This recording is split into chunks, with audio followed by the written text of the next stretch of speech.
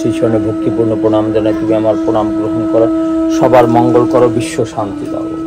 একদিন পূর্ণিমার রাতে প্রথমে আমার মাথায় জটা পড়েছে, এর 15 দিন পরে আবার আমার ওয়াইফের মাথায় পড়লো। আমার মাথাটা খুব ব্যথা করতো, আর মাথার মধ্যে মনে হয় কি বাড়ি করতে থাকতো সারাদিন, আর কামড়ে খালি শুধু জল করতে থাকতো, অনেক যন্ত্রণা করতো মাথা, আর কারো কথা ভালো লাগতো না। এই যে দেখুন 3টি কুকুর ছানা একজন আরেকজনের সাথে মাখামাখি করে তারা শান্তির ঘুম ঘুমাচ্ছিল। লক্ষ্মী, তুমি কি খেলতে চাও আমার সঙ্গে? পারবে আমার সঙ্গে? দেখা যাক। আচ্ছা, দেখা যাক না? আচ্ছা ঠিক আছে ভিউয়ার্স, আপনারা থাকুন, দেখুন কে হারে কে জিতে।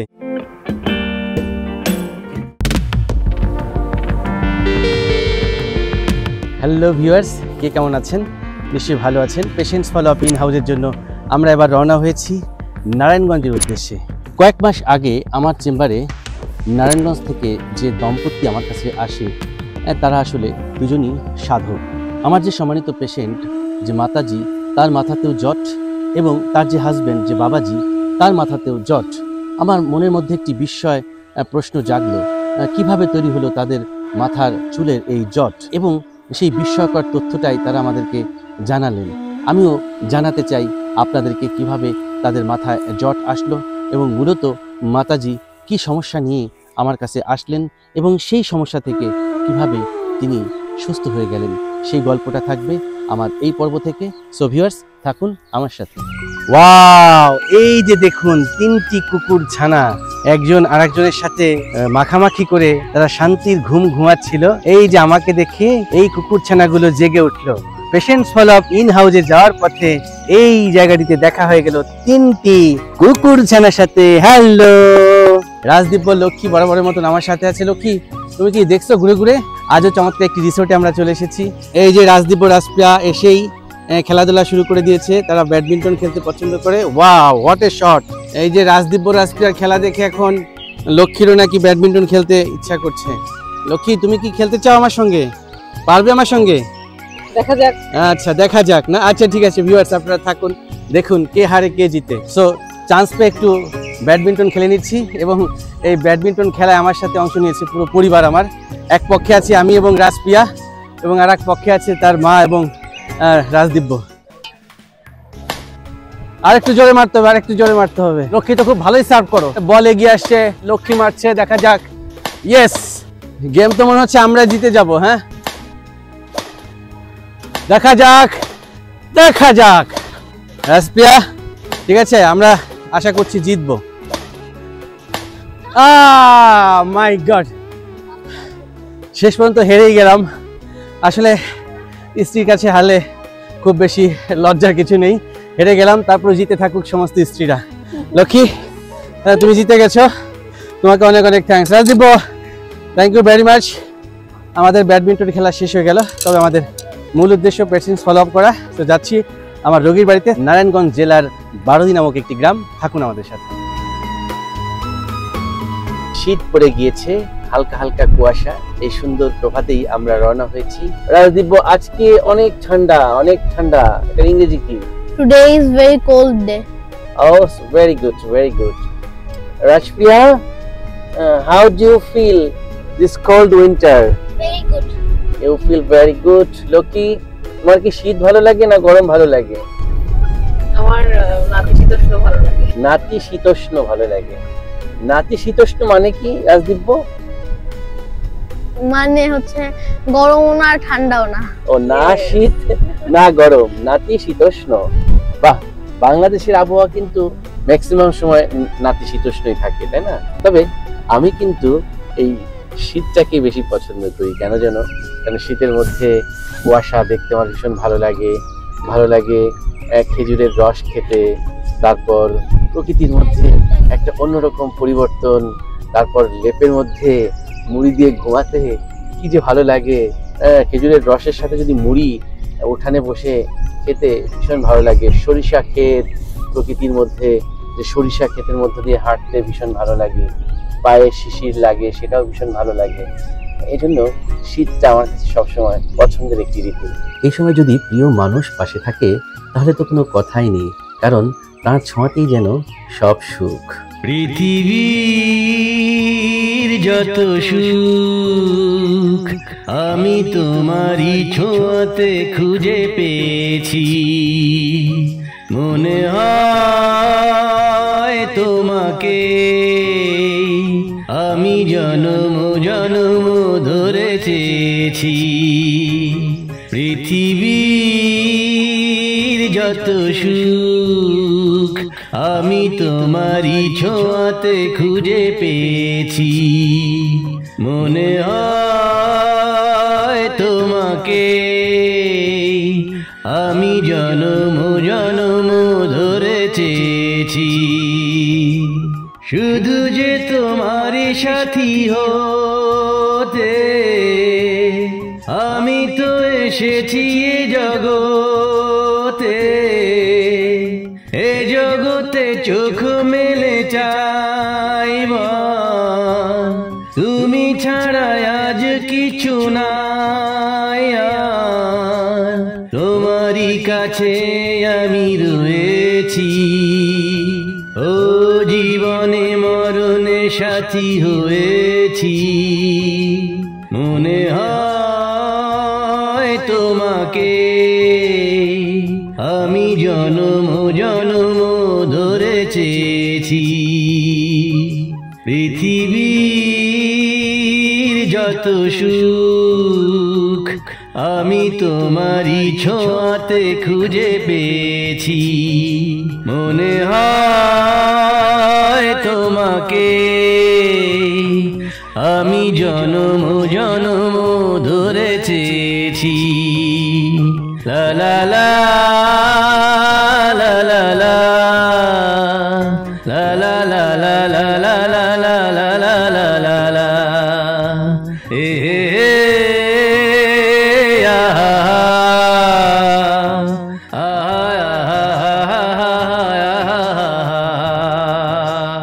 আমার পেশেন্টের যে বাসায় যাচ্ছি তার ছেলে প্রদীপ বাবু আমাদের জন্য অপেক্ষা করছে মোগরাপাড়া, এবং সে আমাকে জানিয়েছে সে একটি ক্যাপ পরা আছে। এ প্রদীপ নাকি? ঠিকই তো, যে ক্যাপ পরা অবস্থায় না? আচ্ছা আচ্ছা, ভেরি গুড। তো তুমি উঠে পড়ো গাড়িতে। আমরা পেয়ে গেলাম আচ্ছা নারায়ণ কর্মকার বাবুকে। মূলত আমি তার স্ত্রী পুতুল কর্মকার, তার একটি ফলো আপ করতে আসলাম। আশা করছি তাদের বাড়িতে যে অনেক কিছু জানা হবে এবং কি অবস্থায় আছে মামুনি সেটা আমরা দেখব। নমস্কার। মামুনি কই? এই যে এই যে শেষ পর্যন্ত চলে আসলাম। এই যে নমস্কার নমস্কার নমস্কার। মামুনির মূলত ফলো আপ করার জন্য আমরা এসেছি। তো এসে নতুন একটি পরিবারের সাথেও আমাদের দেখা হয়ে গেল। জয় গুরু, জয় অলোকনাথ। আমি তোমার দীর্ঘায়ু কামনা করি এবং যাতে সুশিক্ষায় শিক্ষিত হয়ে দেশের এবং দশের এবং মা বাবার সেবা যত্ন করতে পারো, সেই আশীর্বাদ করি দাদু ভাই। জয় গুরু। আসলে এটা ম্যালিয়াস পরিবারের একটি ভালোবাসার আয়োজন। আমি প্রতি শুক্রবার এবং ছুটির দিনগুলোতে এই আয়োজনটি করে থাকি। আমার ভীষণ ভালো লাগে, আর এই ভালো লাগার মধ্য দিয়ে আমি চাই নাক কান গলার বিভিন্ন বিষয় নিয়ে আপনাদের মাঝে তুলে ধরবার। কারণ এরকম সমস্যা যারা আক্রান্ত হয়েছেন হয়তোবা তারা এই ভিডিওগুলো দেখে অনেকটা উপকার পাবেন। আজকে মাতাজি যে কারণে আমার চেম্বারে গিয়েছিল তার কানের সমস্যা নিয়ে, সেই সমস্যা থেকে বর্তমানে তিনি কি পর্যায়ে আছেন এবং ভবিষ্যতে তার কি করতে হবে A to Z দিক নির্দেশনা আজকে দিব পেশেন্টস ফলো আপ ইন হাউজের এই আয়োজন থেকে। এই যে মাতাজি তো হরেক রকমের আয়োজন করে ফেলেছে, পোলার ঘ্রাণে এখন ময়। মনে রাখবেন যে কোনো অপারেশনের পর আমরা কিন্তু ভিটামিন সি সাজেস্ট করি, যে অপারেশনের জায়গায় কাটাছেঁড়ার জায়গায় যাতে হিলিংটা বা ক্ষতস্থানটা দ্রুত পূর্ণ হয়। এর কারণটা কি? কারণ হিলিংয়ে ভিটামিন সি সহযোগিতা করে। তো মালটার চাইতে লেবু কেন সাজেস্ট করা হলো? তো লেবু যেহেতু কম্পারেটিভলি একটু সস্তা, এই লেবুটাতে পর্যাপ্ত পরিমাণ ভিটামিন সি রয়েছে, যেটা কিন্তু অপারেশনের জায়গার ক্ষত পূরণ করতে সহায়তা করে। অতএব আপনারা যারা অপারেশন করাবেন, অপারেশন পরবর্তী কিন্তু লেবু অবশ্যই আপনাদের খাবারের প্ল্যানের সাথে রাখবেন, কারণ এটি আপনার ভিটামিন সির যোগান দিবে এবং ওই সময়টাতে আপনার ক্ষতস্থান দ্রুত পূরণ করতে সহায়তা করবে। এই জিনিসটা কিন্তু আমি ভীষণ পছন্দ করি। শীতের সময়ের সবচেয়ে প্রিয় একটি খাবার হচ্ছে এই যে ছানা এবং ফুলকপি দিয়ে এক ধরনের মানে ঝোল তৈরি করা হচ্ছে। অসাধারণ। এটা কেমন লাগছিল কি? ভীষণ মজা। সো ভিউয়ার্স, এই মুহূর্তে আমার ম্যালিয়াস ইএনটি স্পেশালাইজড হসপিটালের একটি অস্থায়ী চেম্বার সাজানো হয়েছে নারায়ণগঞ্জ জেলার বারোদি নামক একটি গ্রামের এই উঠানে। আপনারা নিশ্চয়ই খেয়াল করছেন, উদ্দেশ্য ওই একটি পুতুল কর্মকার যিনি কিছুদিন আগে আমার চেম্বারে গিয়েছিলেন তার বেশ কিছু সমস্যা নিয়ে, এবং সেই সমস্যার একটি প্রাথমিক ট্রিটমেন্ট আমরা তাকে দেই, এবং দেওয়ার পর আমি বলেছিলাম যে আমি আপনার বাসায় যে ফলো আপ করবো এবং তারপর নির্ধারণ করব পরবর্তী চিকিৎসা কি হবে। তারা এখন প্রস্তুতি গ্রহণ করছেন, কিছুক্ষণের মধ্যেই আমার এই চেম্বারে তারা হাজির হবেন এবং আমি এখান থেকেই তাদেরকে ফলো আপ করবো। এই যে বাবাজি এবং মাতাজি দুজনই নতুন পোশাকে চলে এসেছে, একদম ড্রেসের ম্যাচিংটা হয়েছে, কি বলেন? এই যে জটায়ু চুল, এই চুলের কিন্তু রহস্য আছে, এই যে খেয়াল করুন, বিশাল শক্ত শক্ত। মাতাজি প্রথম আমার চেম্বারে আসে গত সেপ্টেম্বর মাসের 23 তারিখে, তাই তো? হ্যাঁ। তো তিনি যখন আমার চেম্বারে আসেন, আসার পর সে তার কষ্টের কথাগুলো আমার সঙ্গে শেয়ার করেন, এবং সেই কষ্টগুলো কি কি ছিল সেটা একটু তার মুখ থেকে প্রথমে জানতে চাই। আর আমার মাথাটা খুব ব্যথা করতো, আর মাথার মধ্যে মনে হয় কি বাড়ি মারতে থাকে সারাদিন, আর কান দিয়ে খালি শুধু জল পড়তে থাকতো, অনেক যন্ত্রণা করতো মাথা, আর কারো কথা ভালো লাগতো না। এটা কত বছর ধরে আপনি এই সমস্যায় ভুগছিলেন? 10 থেকে 12 বছর ধরে। অর্থাৎ তিনি যেমনটি আমাকে জানিয়েছিলেন যে গত 10 থেকে 12 বছর ধরে তিনি তার কানের এবং মাথার সমস্যায় ভুগছিলেন। কান দিয়ে প্রায় তার জল ঝরতো, পুজ ঝরতো এবং মাথা ব্যথা করতো, এবং কানের মধ্যে এক ধরনের শব্দ হতো, তাই না? শো শো শব্দ করতো, কানটা বন্ধ থাকতো। আমি তার কানটিকে নিবিড়ভাবে পর্যবেক্ষণ করি, এবং করার পর আমি তার একটি অটো এন্ডোস্কোপি প্রসিডিউর করি, এবং সেখানে দেখা যায় তার দুটি কানের পর্দাতেই ছিদ্র রয়েছে। এটি ছিল তার ডান কান এবং এটা ছিল তার বাম কানের চিত্র, এবং এই ছিদ্র দিয়েই কিন্তু অনবরত জীবাণু ঢুকে, এবং যার ফলে কিন্তু বারবার তার কানের মধ্যে সংক্রমণ হয় এবং কান দিয়ে পুষ পানি ঝরে, এবং কখনো কখনো কান ব্যথা করে, মাথা ঘুরে যায়, মাথা ব্যথা করে, মাথা ঘুরায়, কানের শ্রবণ ক্ষমতা দিন দিন কমে যায়, এবং কানের মধ্যে একটা অদ্ভুত শব্দ অনুভূত হয়, যেটাকে বলা হয় টিনিটাস। অর্থাৎ এই সমস্যায় সে আক্রান্ত হয়েছিল। এখন মনের মধ্যে অনেকের প্রশ্ন আসতে পারে, কেন এটা হলো, কেনই বা ফুটা হলো, তাই না? একটা সুস্থ মানুষের তো কানের পর্দায় ছিদ্র থাকার কথা না, তাহলে সেটা কেন হয়? অনেক সময় দেখা যায় যে মধ্যকর্ণের মধ্যে, অর্থাৎ কানের 3টি পার্ট থাকে, বহির্কর্ণ, মধ্যকর্ণ এবং অন্তঃকর্ণ। সেই মধ্যকর্ণের ভেতরে কিছু জীবাণুর সংক্রমণ হয়, সেটা কখনো নাক দিয়ে যেতে পারে, সেটা কখনো কান দিয়েও কিন্তু যেতে পারে। তো যেভাবেই হোক তার মধ্যকর্ণের মধ্যে ব্যাকটেরিয়া ঢুকে, ব্যাকটেরিয়া ঢুকার পর সেখানে ইনফেকশন করে, এবং ইনফেকশনের একটা পর্যায়ে কানের পর্দা ছিদ্র হয়ে যায়। এই হচ্ছে আসলে মূলত কান পাকা বা কানের ছিদ্র হওয়ার মূল কারণ। ছিদ্র যখন একবার হয়ে যায় এবং সেটা যখন চিকিৎসা না হয়, তখন অনবরত ওই ছিদ্র দিয়ে বারবার জীবাণু ঢুকতে থাকে। এই জীবাণুরা যখন ঢুকে সংক্রমণ করে, তখনই হচ্ছে তার কান পেকে যায়, এবং সেই কান পাকা থেকেই কান দিয়ে পুষ্পানি ঝরে, এবং দিন দিন শ্রবণ ক্ষমতা কমে যায়, এবং সেখান থেকে নানাবিধ জটিলতা তৈরি হয়। আজকে একটু এসেছি যে তার কানের সর্বশেষ আপডেটটা কি। আমরা যে চিকিৎসা দিয়েছিলাম, সেই চিকিৎসা পরবর্তী তার কানের ভেতরে কি অবস্থা আছে সেটা একটু আমরা দেখার জন্য মূলত কিন্তু আজকের ফলো আপে আসা। তো এই যে আমি এখন ডান কানটা দেখতে পাচ্ছি, কানের ভেতরটা অনেকটা ইনফেকশন কন্ট্রোল হয়ে গিয়েছে, এবং আমরা খেয়াল করছি যে তার বাম কানের ভেতরে ইনফেকশন কন্ট্রোল হয়ে গেছে। অর্থাৎ ইনফেকশন কন্ট্রোল করাটা কিন্তু অনেক জরুরি, কারণ ইনফেকশন কন্ট্রোল না করে কানের পর্দার ছিদ্র প্রতিস্থাপন করা যায় না। এর কারণটা কি? কারণ হচ্ছে যখন কোন একটি ইনফেকশন থাকে, তার মানে আমরা ধরে নিই ওখানে এখন অ্যাক্টিভ ব্যাকটেরিয়া রয়েছে। আমি যদি ওই সময়টাতে কানের পর্দা প্রতিস্থাপন করি, অর্থাৎ নতুন একটি গ্রাফট আমরা ওখানে দেই, তাহলে ওই জীবাণুতে কিন্তু সেটাও ধ্বংস করে দিবে, যে কারণে কিন্তু আমরা বলি কমপক্ষে 1 মাস লাগে সংক্রমণটা কন্ট্রোল হতে। তো এই সংক্রমণ কন্ট্রোল হওয়ার পরেই কিন্তু আমরা অপারেশনে যাই। এই যে একজন মানুষ যখন কথা শুনতে পারে না, সারাক্ষণ শোষ শব্দ হয়, সে কিন্তু স্বাভাবিক জীবন তখন অতিবাহিত করতে পারে না। তো আপনি কি কি কষ্ট তার মধ্যে খেয়াল করতেন, একটু আপনার কাছ থেকে জানবো। তার এই কানে সমস্যা হওয়ার পরে আমাকে বলল যে দেখো আমার তো এই কানে এই সমস্যা। আমি বললাম যে কী কী সমস্যা? বললো যে আমার কানের ভিতরে শোষ শব্দ হয়, কান থেকে জল পড়ে। বলছি একটা কান থেকে না দুটো কান থেকে? বললো যে দুটো কান থেকেই। তাহলে তার শরীর ভালো লাগে না, তো সে ঠিকমতো খেতে পারে না, ভালো ঘুম হয় না। এই যে চিকিৎসাটা গ্রহণ করলেন গত 3 মাসের মধ্যে, এর মধ্যে কি আপনার কোনো পরিবর্তন খেয়াল করেন? স্যার আমার এখন শরীর অনেক ভালো লাগে, মাথাটা একবারে হালকা হয়ে গেছে, অনেক সবার কথাও শুনি, আগে তো একবারই কথা শুনি নাই কারো। তাই? কারো কথা ভালোও লাগতো না, খালি মাথার মধ্যে বায়া শো শো শো শো সারাদিন শো শো শব্দ হইতো, কারো কথাও শুনতাম না, কথাও শুনি। আচ্ছা আচ্ছা, ভেরি গুড। স্যারের আশায় আমি খুব খুশি হয়েছি, এবং স্যারে এই যে পাঞ্জাবি দিল, ধুতি দিল, এবং আমার ওয়াইফকে যে শাড়ি দিল, এটাও লোকনাথ বাবার অবদান। কোন এক পূর্ণিমা রাতে আপনি প্রথম খেয়াল করলেন যে আপনার মাথায় চুল এরকম জটা লেগেছে। হ্যাঁ, এটা কি সাডেনলি মানে হঠাৎ করে? হ্যাঁ, হঠাৎ করে স্যার। এটা হয় কি যে ঈশ্বরের উপরে বা আমরা যে গুরুদেবের সাধন ভজন করি, সেই তার উপরে অগাধ ভক্তি বিশ্বাস থাকলে পরে তখন এটা গড গিফটেড, ওটা উনি দান করে। এই জটের মূলত প্রথম এবং কেন্দ্রবিন্দু হচ্ছে শিব ঠাকুর, মহাদেব ঠাকুর। এবং এই লোকনাথ বাবাও শিব ঠাকুরের, মহাদেব ঠাকুরের সাধন ভজন করতেন এবং তার ভক্ত ছিলেন বাবা। তো আমরা লোকনাথ বাবার আর কি ভক্ত হওয়ার চেষ্টা করতেছি। তো লোকনাথ বাবা খুশি হয়ে এবং শিব ঠাকুর খুশি হয়ে আমাদের হাজবেন্ড অ্যান্ড ওয়াইফ দুজনের মাথায় জটা দিয়েছে। মানে 2 সপ্তাহের মধ্যে দুজনের মাথায় জট চলে আসে? হ্যাঁ, চলে আসছে। প্রথমে ছোট আকারে পড়ছে, এরপরে আস্তে আস্তে আস্তে আস্তে বাড়তে লাগলো। চুল আর তখন কাটেন নাই? না না স্যার, চুল আর এটা কাটাও যাবে না, আর এই জটা পড়লে তার অনুমতি না হলে এটা কাটলে ক্ষতি হয়। তো আমরা হাজবেন্ড ওয়াইফ যেখানেই যাই ওখানে দুজনে যাই, এবং সেই কান্তজি মন্দিরেও গিয়েছিলাম।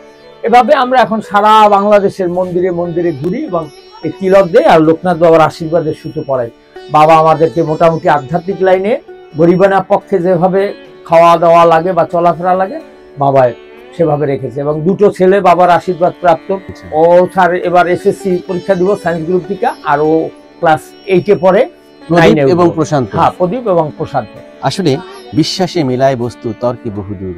বিশ্বাস আছে বলেই কিন্তু পৃথিবীটা এখন টিকে আছে, আর এই বিশ্বাসের জন্য কিন্তু আমরা একজনকে সাধন ভজন করি, যাকে আমরা দেখতে পারি না, সেই অদৃশ্য শক্তি, সেই সর্বে সর্বা সৃষ্টিকর্তা। তো সেই বিশ্বাসটা নিয়েই কিন্তু সে এগিয়ে যাচ্ছে।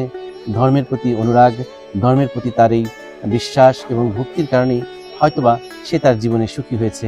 সে বিশ্বাস করে এই আরাধনার জন্যই হয়তোবা সৃষ্টিকর্তা তাকে 2টি পুত্র সন্তান দিয়েছে, তাকে দুমুঠো অন্যের ব্যবস্থা করে দিয়েছে। আমরা এই বিশ্বাসটাকে সম্মান জানাই।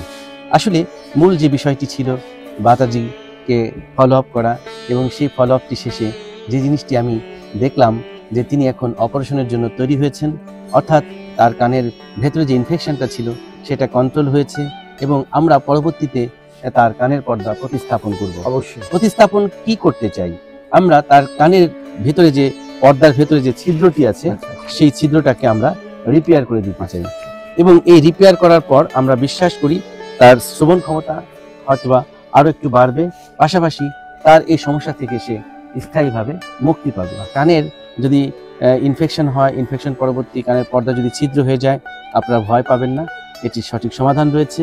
আমরা প্রথমে মেডিকেল ট্রিটমেন্ট করি, মেডিকেল ট্রিটমেন্টের পর পরবর্তীতে প্রয়োজন হলে আমরা সার্জিক্যাল ট্রিটমেন্ট করি, এবং কানের পর্দা প্রতিস্থাপন করার মাধ্যমে এই সমস্যা থেকে স্থায়ীভাবে মুক্তি দেওয়া সম্ভব হচ্ছে। এই বিষয়টি কিন্তু আমি আমার এই patients follow up in house এই ভিডিও থেকে আপনাদের মাঝে তুলে ধরবার চেষ্টা করছি। আশা করছি আপনারা বিষয়টি বুঝতে পেরেছেন, এবং বুঝলে অবশ্যই আপনারা সচেতন হবেন।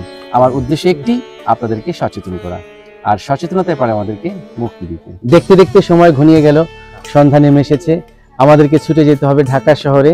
Patients follow up in house আজকের এই আয়োজনটি শেষ হয়ে গেল। হয়তোবা আগামী শুক্রবার নতুন কোনো পরিবারের সাথে আপনাদেরকে আমরা পরিচয় করিয়ে দিতে পারবো। আর সে পর্যন্ত আপনারা সবাই ভালো থাকবেন, সুস্থ থাকবেন, নিরাপদে থাকবেন। আরেকটি বিষয় আমি জানাতে চাই, যাদের নাক কান গলার সমস্যা রয়েছে তারা আসলে অবহেলা করবেন না, তারা সঠিক সময়ে একজন নাক কান গলা রোগ বিশেষজ্ঞ চিকিৎসকের পরামর্শ গ্রহণ করবেন, কারণ এই সচেতনতায় পারে আমাদেরকে মুক্তি দিতে। Thank you very much for watching this video. Patients follow up in house থেকে বিদায় নিচ্ছি। আমি doctor Basudeb Kumar Saha, senior consultant, head of the department, কেন্দ্রীয় পুলিশ হাসপাতাল, রাজারবাগ, ঢাকা, এবং chief consultant, Malleus ENT specialised hospital limited. Tata, bye by.